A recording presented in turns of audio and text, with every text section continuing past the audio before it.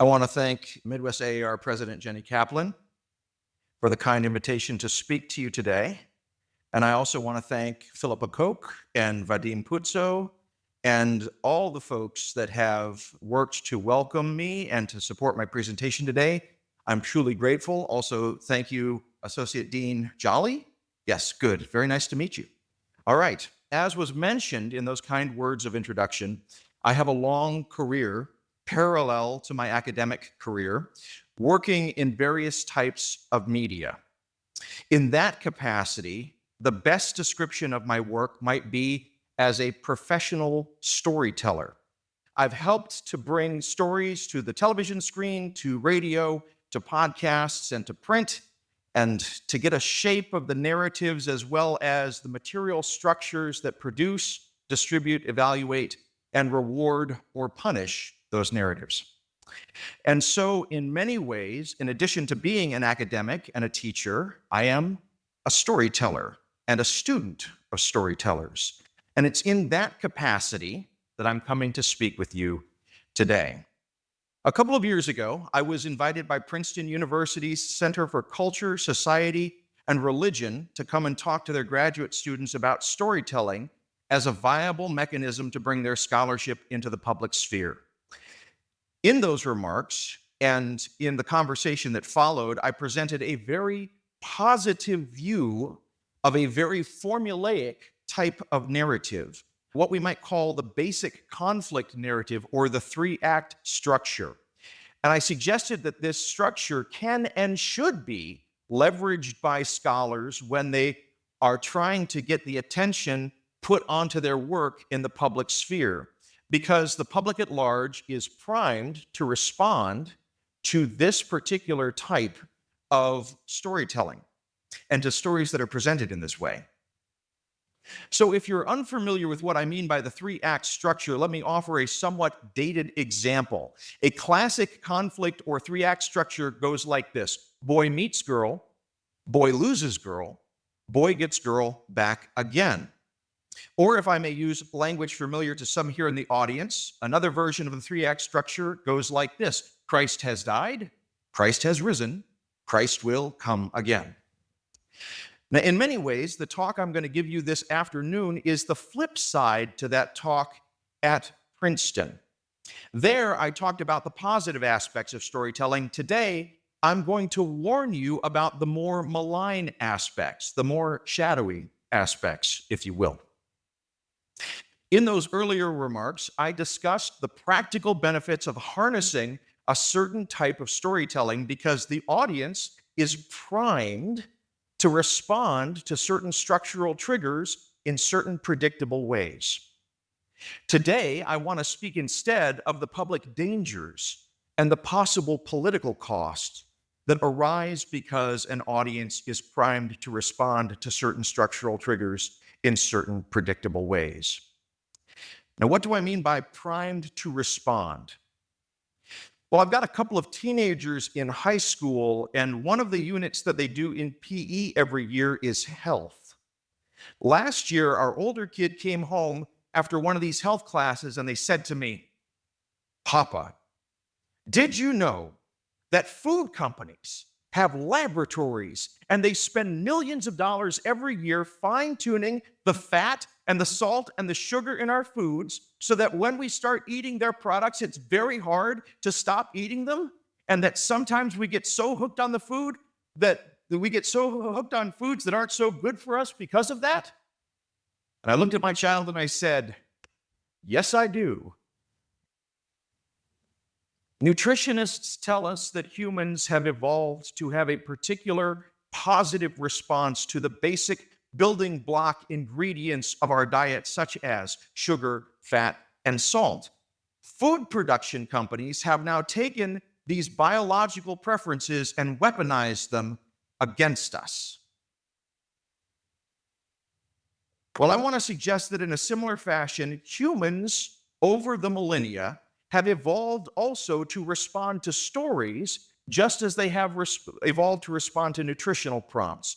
Communities across the globe have found reasons to gather and to tell stories together as a way of explaining and understanding the world, yes, and explaining and understanding themselves. But just like we are now experiencing a nutritional narrowing and weaponization, we are also experiencing a narrowing and weaponization of our narratives. Our healthy desire for good stories has been weaponized against us, and we now find ourselves not only craving a certain very stylized kind of narrative, but we find ourselves in the unique position of being unable to imagine any other kind of narrative than the structures which currently hold us in thrall. It's as if we have been trapped in a narrative food desert. As William S. Burroughs once put it, we are the products now. And as a product, speaking to my fellow products, I want to offer this afternoon both what I hope will be some clarifying analysis, as well as perhaps some first steps in a way out of this addictive, weaponized trap. So if I were to boil down my remarks today into one thesis statement, it would be this. When you're given the choice between narrative and politics, you should choose politics. And in these remarks that follow, I'm going to explain what I mean by that and why. Now, even as we are making that statement that given the choice between narrative and politics, you should choose politics, you will notice that I've already fallen into a kind of narrative trap. Because in that statement, we now have a protagonist, politics, and we have an antagonist, narrative. And in what follows, a possible structure for my talk would be simply to line out a kind of journey where we discover the conflict between politics and narrative. We explore it, and we explore what would delight and frustrate us, and then eventually I would bring us to a tidy resolution at the end where either we have the romance of politics winning or we have the tragedy of the triumph of the antagonist, where the narrator, the narration, the narrative reigns supreme. So I want to highlight already that even as we begin to examine narrative, we kind of fall into the trap of narrative. We fall into the clutches of narrative. And so I'm going to proceed with that in mind, and I'm going to do what I can along the way to highlight those moments when narrative is pulling us into its clutches. And I'm going to try and frustrate those reflexive tendencies where I can. So it would be good, I think, to define some terms. I've already talked about protagonist and antagonist. Within what we have come to understand as a typical story, the protagonist is the agent around whom the story turns. The one who has the most possibility for action, but also in good stories, the protagonist is the one who has the most possibility for growth and change. The antagonist, on the other hand, is a character or a set of forces or the object that interrupts and tries to thwart the realization of growth and action and agency on the part of the protagonist. And so as we think about this dyad of protagonists and antagonists, we see almost a Hegelian struggle of self-overcoming and self-realization through negation. It's an interesting mechanism, one that's worth pondering at length. I'm not going to ponder it here. I should take a moment to say some words as well about the other term that I have been using, both in the title and also in some of my remarks up to this point, and that term is politics. Throughout my remarks today, I'm going to use this term politics in a rather technical way as opposed to an everyday and common way.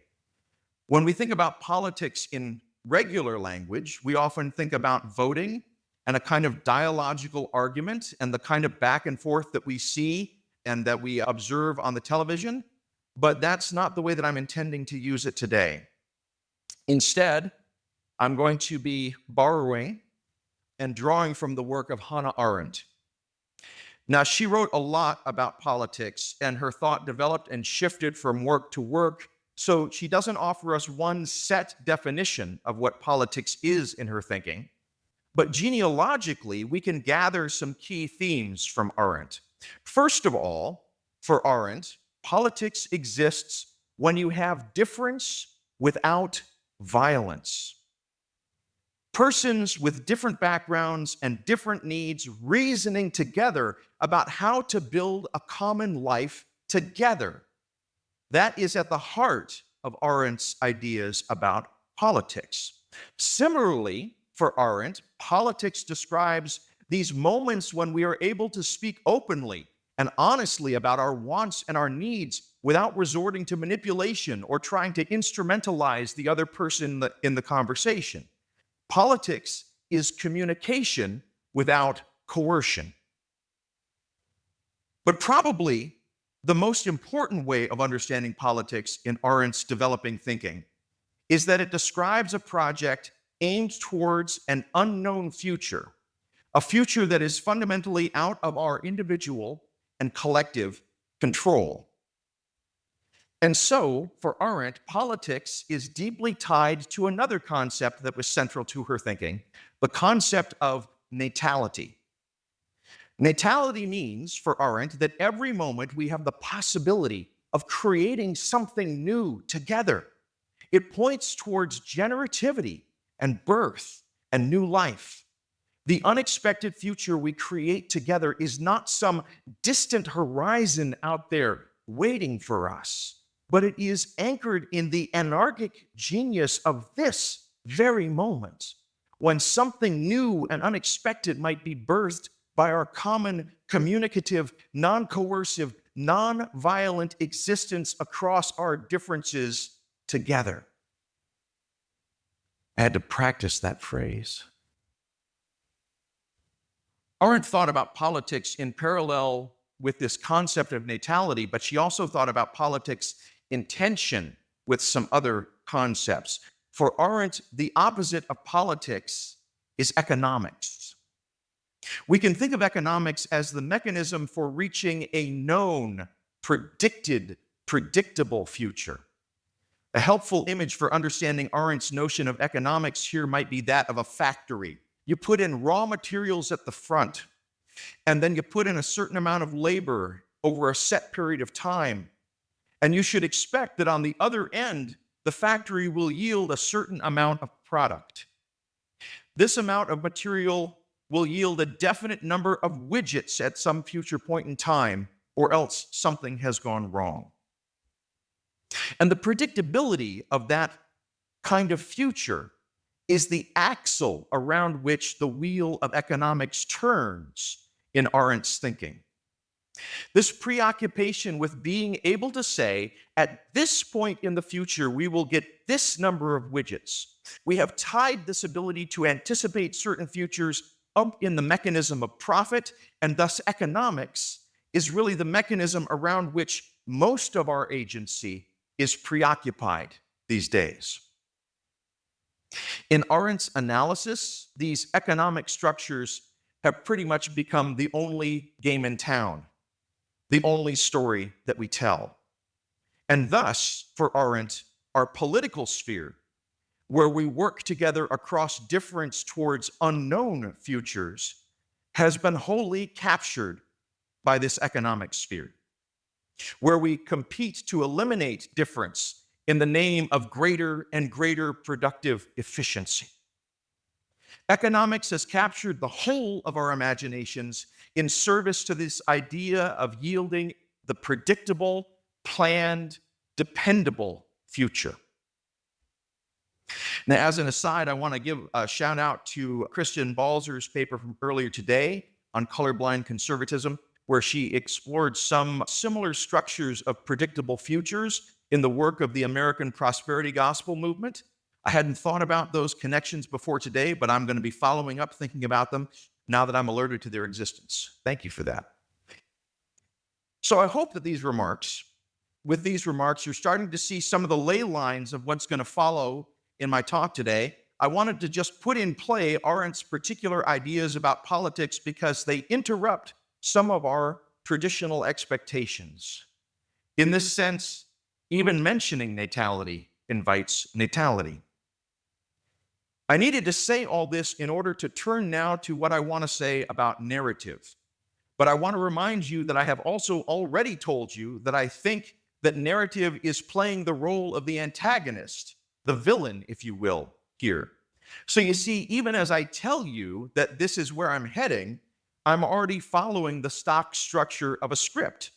Even in my attempt to caution us against the seductions of narrative, I'm falling prey to the narrative, the economic structures of storytelling.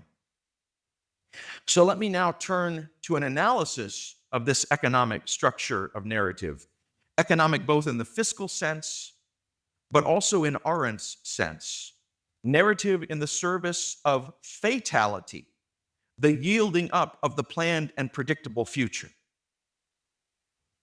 This philosophical connection between narrative and economics that I just suggested is not accidental.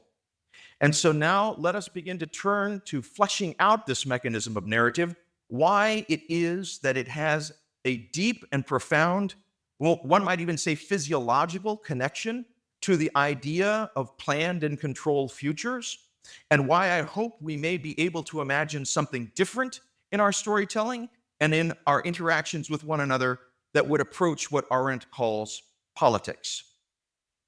So as a way of critically analyzing what I have here been calling weaponized attention or weaponized narrative or addictive narrative, I'm going to quickly introduce three figures and three key terms that I'm going to be using in a complementary and critical fashion.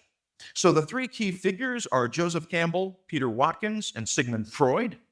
And the three key terms are monomyth, monoform, and master plot. And if you've never encountered these terms before, that is okay. They're coming from a kind of abstract place, but I hope that I'll be able to present them in a tangible and accessible manner in the next few minutes so that you can begin to spot the occurrence and activity of these three forces as you navigate your own media landscapes.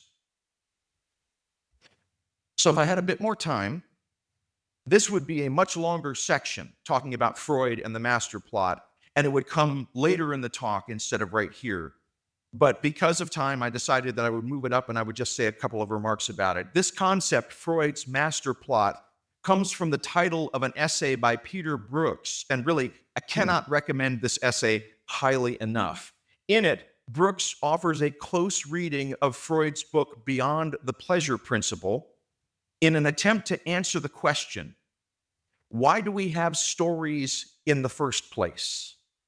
Because we can't just say, once upon a time, two people lived happily ever after.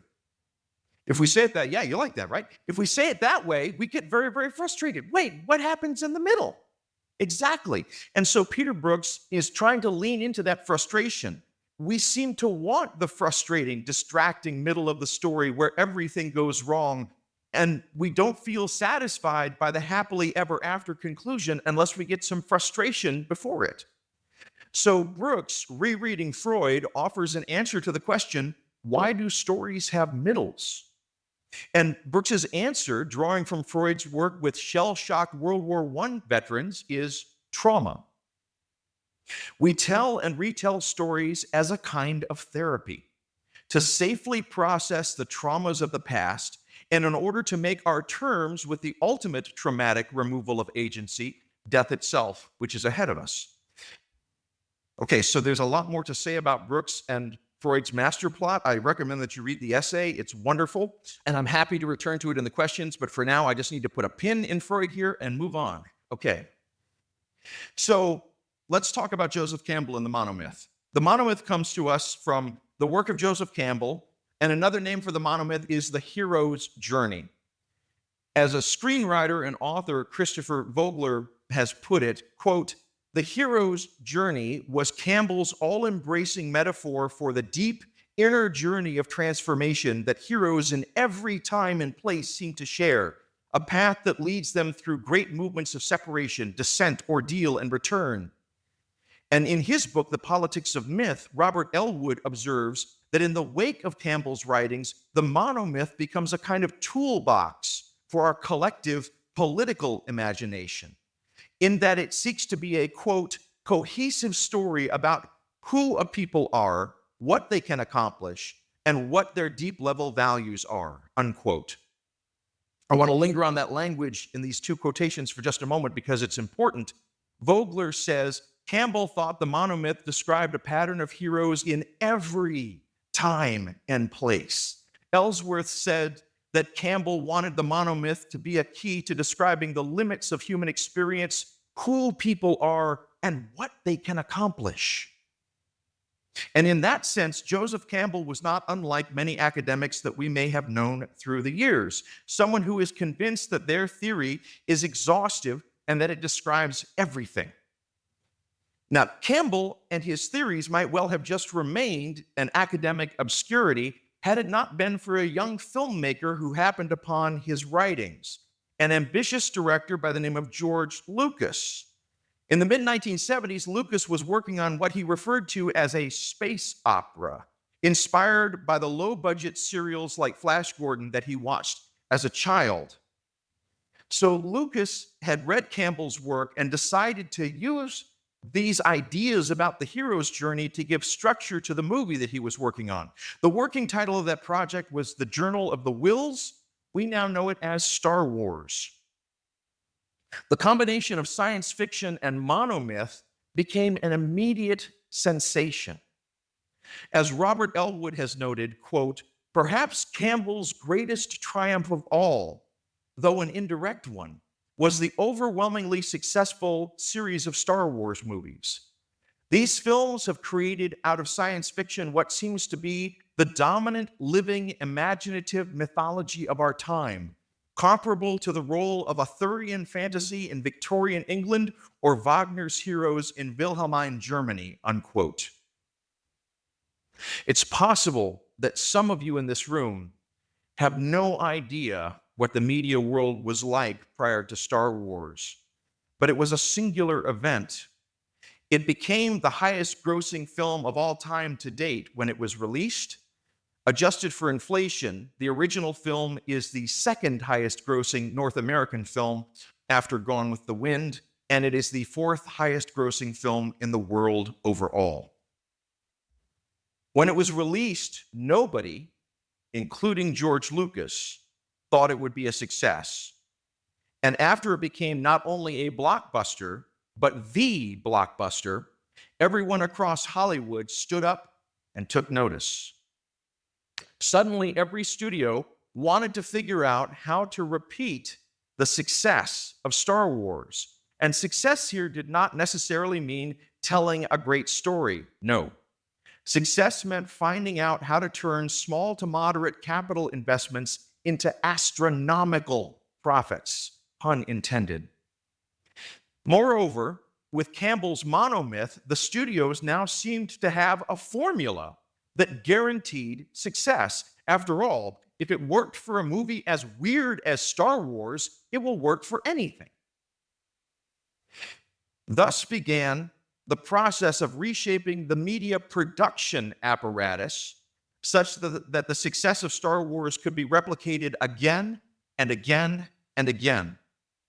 To return for a moment to Hannah Arendt's concept of the economic, the people who ran Hollywood wanted a predictable future.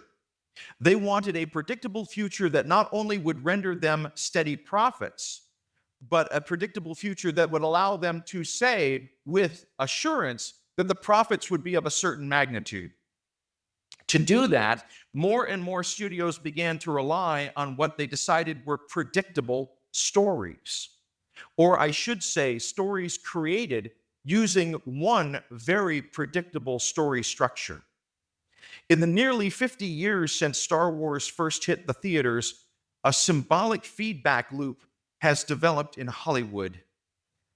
Studios increasingly sought projects that fit the narrow confines of the monomythic formula, and as a result, a parallel industry arose, a series of experts who wrote books and offered classes designed to help you sell your script in Hollywood.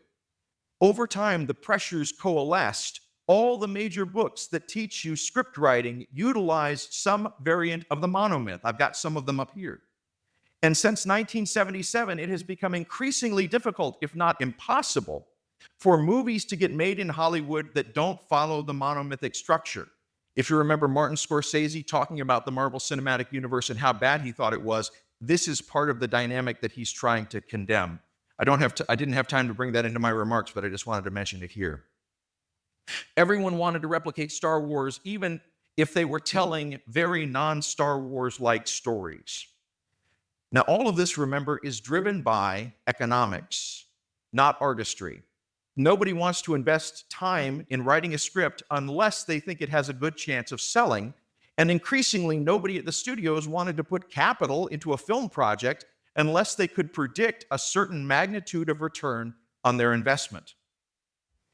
In the wake of the triumph of Campbell's monomyth, Hollywood filmmaking becomes completely financialized. Risk will no longer be tolerated, the structure is universalized, and endless contortions of content are produced to fill the same repetitions of hero's journey and three-act conflict structure. And this brings us to the monoform. This is a term coined by the avant-garde Marxist filmmaker Peter Watkins in the late 1970s. It describes, quote, the standardization of the audiovisual form resulting in the creation of an increasingly hierarchical and manipulative relationship with the audience, unquote. As Watkins developed his critique over a series of lectures and essays, he noted that it was not just the rigidity of storytelling structure, as was the case with the monomyth, that was the whole of the problem. Rather, Watkins noted the entire material process of filmmaking, from scripting to editing, has been engineered and refined to create a certain type of politically passive audience. As Watkins put it in his essay, Notes on the Media Crisis, quote, this monoform is designed to entrap, to catch and hold the attention of the public over prolonged periods of time. It is organized to create predetermined responses, which means that before the audience sees any monoform film or television program, its producers already know how they, the audience, will react, or at least such is the intention. No allowance is made for any reaction from the audience which might be different to the anticipated and created one, unquote. As more and more money gets tied up in producing stories that are simply reconfigurations of earlier stories, all other types of storytelling and storytelling structure begins to be crowded out of the production process and in the media. So this monoform is present now, not only in cinematic structure, but also television structure, mass market fiction, and other types of media storytelling. It is a way of shaping the attention of the audience towards an economic end. And I mean that both in the financial sense and in our sense. In Watkins' analysis, the monoform is not simply an economic engine, but it is explicitly anti-political. It is designed to interrupt the possibility of audiences reflecting, pausing, and talking back to the media that they were experiencing. They're not supposed to critically engage with it. Rather, they are supposed to simply consume it, enjoy it, and ask for more, like a bag of potato chips. And this is not just true at the level of consumers of media. The pressures to adhere to the monoform are also at play with the producers of media themselves. In 2015, in an interview with Charlie Rose, George Lucas said, quote, one of the reasons I retired is I could then make the movies that aren't popular. Because in the world we live in the system we've created for ourselves, in terms of it's a big industry, you cannot lose money. So the point is that you're forced to make a particular kind of movie. And I used to say this all the time when people, back when Russia was the Union of Soviet Socialist Republics, and they'd say, oh, but aren't you glad that you're in America? I said, well, I know a lot of Russian filmmakers. They have a lot more freedom than I have. All they have to do is be careful about criticizing the government. Otherwise, they can do anything. And so what do you have to do? You have to adhere to a very narrow line of commercialism, unquote.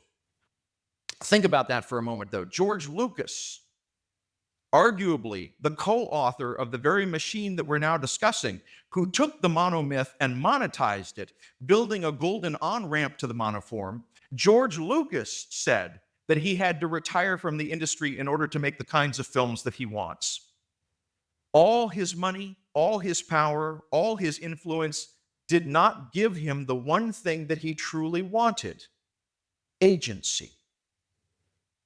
Now, if you've been following the pieces I've been laying out so far, your ears may have just perked up because we have circled back to the observations made earlier by Hannah Arendt and the diverging paths of fatality and natality, the economic and the political. On the one hand, we have the triumph of Campbell's monomyth through Star Wars, resulting in the financialization of storytelling and the handing over of Hollywood to a pure and unbridled economic intent. But now we have Watkins taking the analysis even further. The financialization of the monomyth did not stop with storytelling, but through the advent of the monoform, this new weaponized form of storytelling has been used to evacuate our politics as well, with the result that we are no longer a public, but a fractured series of fandoms.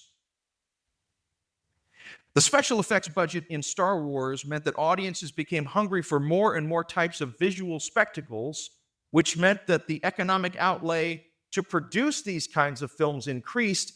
And as the economic outlay increased, producers and financial backers wanted more and more of an assurance that they would get a return on their investment, which meant that they wanted to buy into projects that were more or less guaranteed success. What that meant was that even as innovative as Star Wars was at the time, as soon as it became the blockbuster, it began to eclipse the possibilities of other projects having the same kind of radical innovation in terms of storytelling and risk-taking.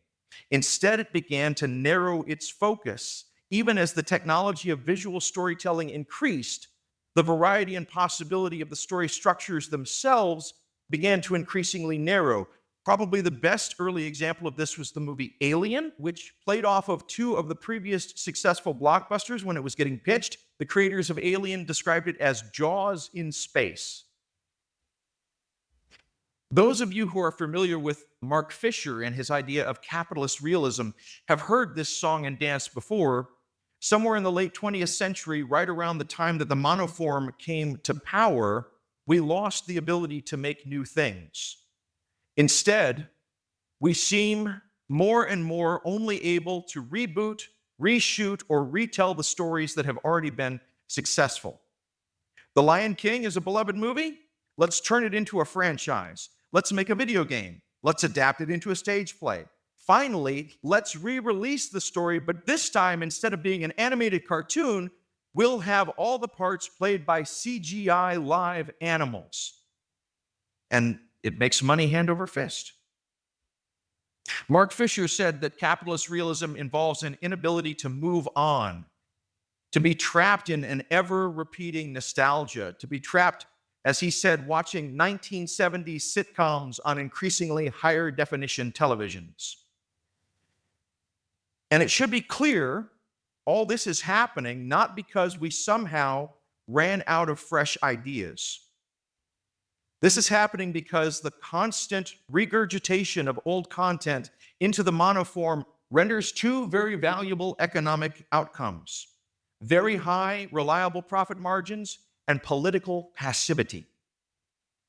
And now we have all the pieces in place in order to be able to talk about, and I hope to be able to talk back to, the Marvel Cinematic Universe. Now, for better or for worse, the monoform has reached a state of perfection. And it is here that we can frame the Marvel Cinematic Universe as the height of repetitive storytelling that is galvanized for maximum controlled effect and maximum controlled affect. Every single one of these movies is a tightly controlled monomyth, and each forms a part of a larger monomythic structure. The franchise not only has a decidedly economic purpose, it is the case that most of these movies each made over $1 billion at the box office. But as I will argue, it also has an expressly political purpose in our landscape. It's about policing. The Marvel Cinematic Universe is about genocide. It's about making us think about having others do the fighting for us. It is about a certain type of catharsis and dealing with a certain type of trauma. But let's start with the fiscal and financial aspects. The MCU formally began in 2008. That's not even 20 years ago at this point. And in that time, it has generated profits of close to $34 billion. Just for comparison, the total profits of the Star Wars franchise, which began 30 years before the MCU in 1977, has just reached $47 billion. And the Star Wars franchise is a finely tuned money-making machine. Make no mistake about that. So it should give us some idea of just how turbocharged the MCU is about generating returns on its investments. Films in the MCU that generate 3- or 4-fold returns on production costs are considered flops. They really want every single one of these properties to hit at least $1 billion in revenue. That doesn't give filmmakers a lot of room to take risks. Think again about what George Lucas said. It's a big industry. You cannot lose money. You have to adhere to a very narrow line of commercialism. So it's very clear that there is an extreme fiscal conservatism at work in the storytelling. But let's not lose sight of Peter Watkins's idea here of the monoform. There's a radical social conservatism in operation here as well. The turbocharged monoform of the Marvel Cinematic Universe is interested not only in creating a certain streamlined set of media properties, but also creating a streamlined set of audiences. James McIntosh made a video essay back in 2023 called "The Politics of Superheroes, Defenders of the Status Quo." And he observes that the MCU is, quote, a universe where very little social progress can ever really be made. While the heroes do usually manage to roll back the various apocalypses, they don't use their superpowers to help build a better world. So rather than focusing on innovative ways to transform society for the better, we mostly just see superheroes reacting whenever the status quo is threatened. In Age of Ultron, Tony and Bruce's plan to use AI technology to bring about peace in our time is framed as the height of hubris and something that endangers all of humanity. Ultimately, the Avengers learned that it's a mistake to try and reshape the world. They must instead wait around for external threats to materialize, and then, and only then, can they leap into action, unquote. And here, McIntosh's analysis really parallels that of Peter Watkins's critique of the monoform. As McIntosh notes, in the MCU, quote, there is no public to speak of. There are only innocent victims, unruly mobs, and of course, godlike super beings who monopolize power. And if the public does not exist, what we might call constituent power also cannot exist. We are then left with a situation where a small group of powerful, unelected super men and a very few super women hold all the cards. In this way, the public is stripped of any power and reduced to a passive fandom. And that means that there's simply no way to achieve the kind of fundamental transformation that's necessary to turn the planet into an equitable or sustainable place to live, unquote. All right, so I need to pause here and say I am a fan of the MCU. My family and I have watched the Infinity Saga multiple times, and I'm moved to tears every single time that Tony does that damn snap. And again, I want to stress that I make my living in part as a professional storyteller and as a consultant to storytellers. So I have preached the gospel of the monomyth and the monoform. They are incredibly effective, and moreover, they are trustworthy. Back when I used to produce television documentaries, I would sometimes say to my staff that we were in the emotional manipulation game. So what I'm saying today is not that Marvel is bad, and that you should never enjoy these movies. But just like if we only lived on a diet of processed foods like potato chips, we would harm our physical health, the gravity of the perfected monoform as expressed especially by the conservative social forces of the MCU, can prove harmful to our political health. As Ruha Benjamin has put it, we can become endangered when our imagination becomes limited to futures where only violence, eugenics, or totalitarian control seem like viable options.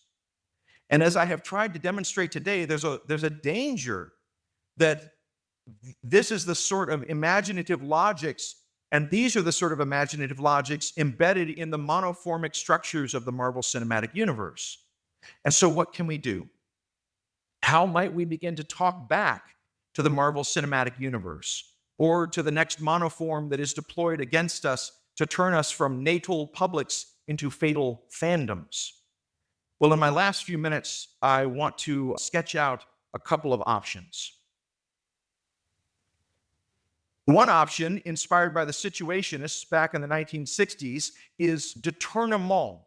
That's a fancy word for the process of appropriating the images that are forced on us by large media and advertising firms and rearranging them or remixing them to form new subversive messaging.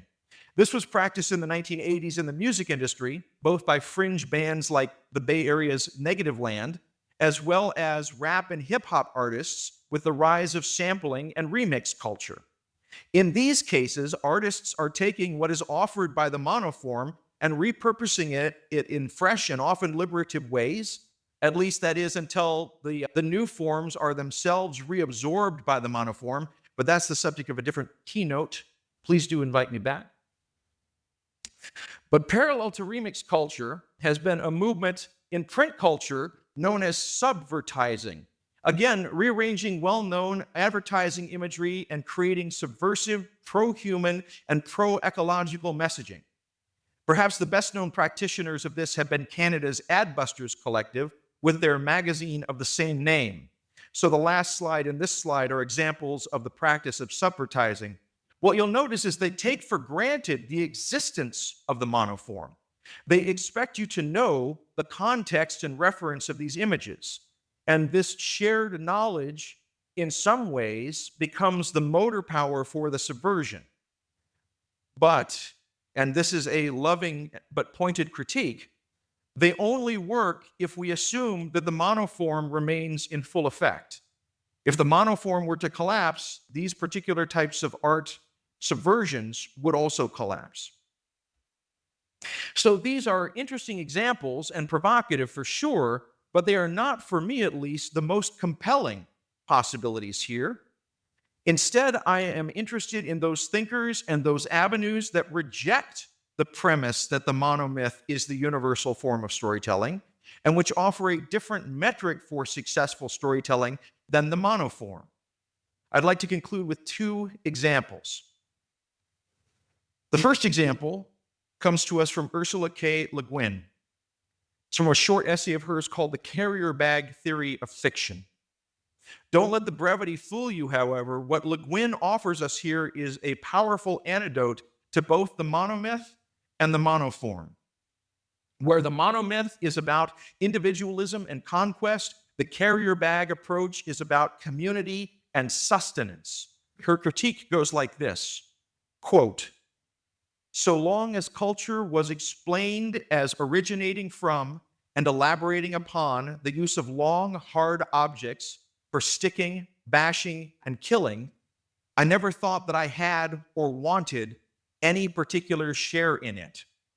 The society, the civilization they were talking about, these theoreticians, or we might add these practitioners of media production using the monoform, this society was evidently theirs.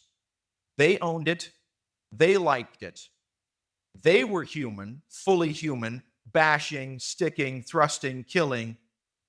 Wanting to be human too, I sought for evidence that I was. But if that's what it took to make a weapon and kill with it, then evidently I was extremely defective as a human being, or not a human at all," unquote. I hope in that extended quotation we can hear in Le Guin's critique an echo of the criticism offered by comics writer Alan Moore, creator of the legendary series The Watchmen, when he says, quote, Most of the pressing issues facing our society today cannot be solved by finding a few bad individuals and punching them in the face, as cathartic as that fantasy might be, unquote.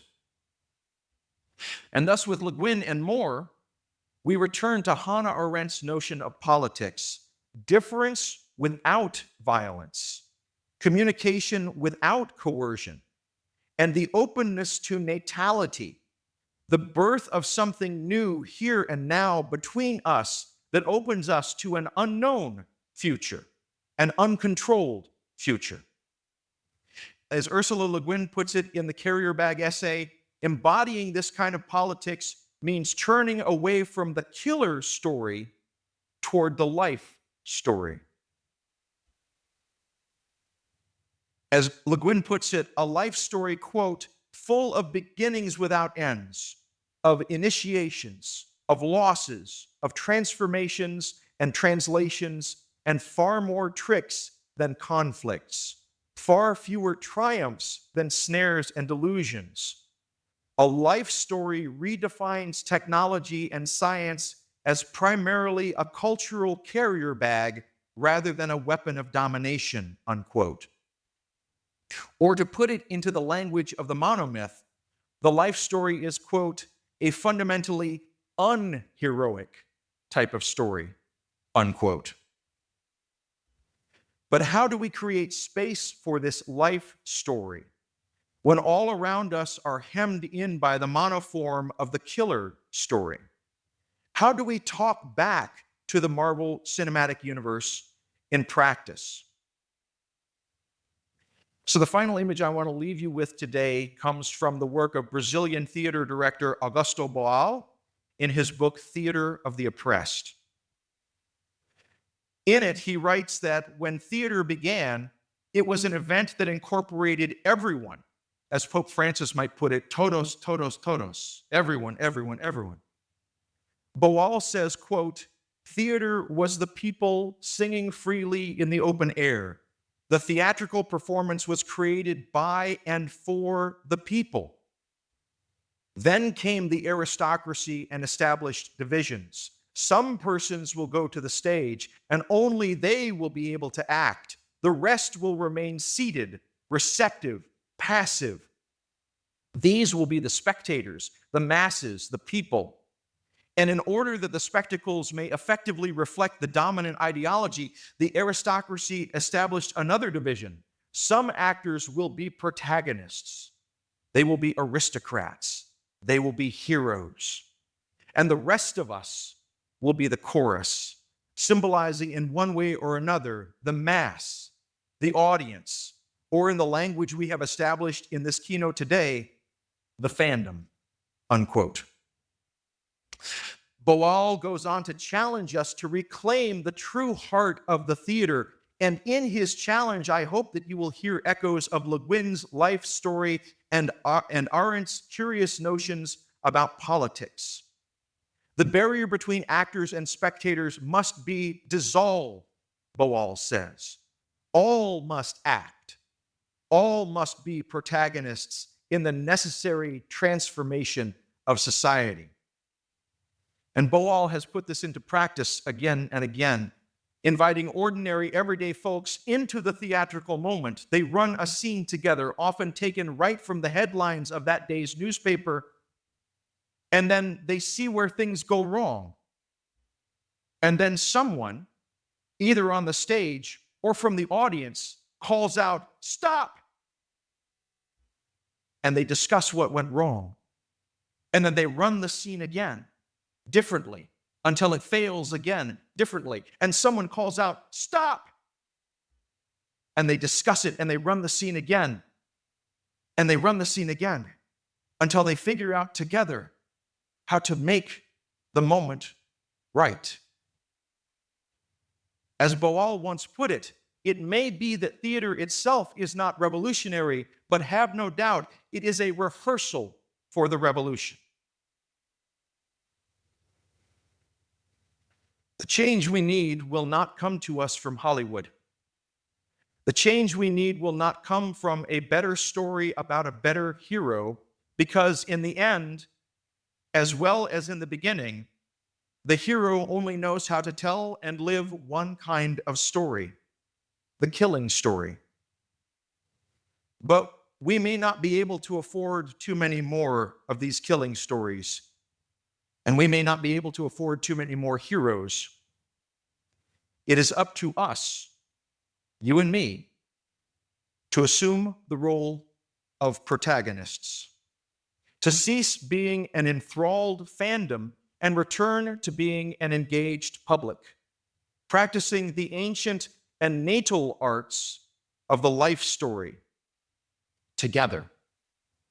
Difference without violence, communication without coercion, and the openness to the birth of something new here and now between us that opens us to an unknown and uncontrolled future. Thank you for your kind attention, and I look forward to your questions.